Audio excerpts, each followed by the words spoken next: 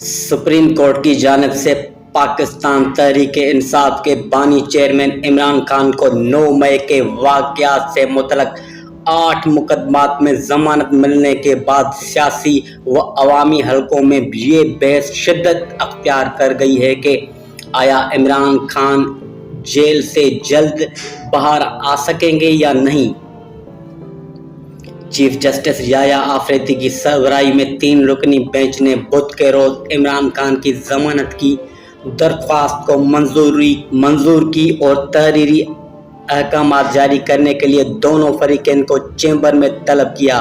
इस फैसले के बाद तहरीक इंसाफ के कारकुनान और रहनुमाओं में खुशी और उम्मीद की लहर दौड़ गई और कारकुनान का कहना है कि अब इमरान खान की रिहाई करीब है। ताहम कानूनी माहिरीन का कहना है कि मामला इतना सादा नहीं। अगरचे 9 मई के 8 मुकदमात में जमानत मिल चुकी है, लेकिन इमरान खान के खिलाफ अल कादिर ट्रस्ट केस में इमरान खान को सजा दी जा चुकी है।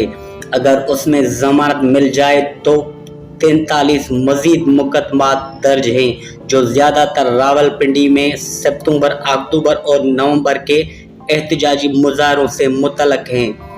इन मुकदमात में अगर वारंट निकाल के गिरफ्तारी की गई तो जमानत न मिलने तक उनकी रिहाई मुमकिन नहीं होगी। माहिरीन के मुताबिक इमरान खान और उनकी जमात को अभी एक तवील कानूनी जंग लड़नी होगी।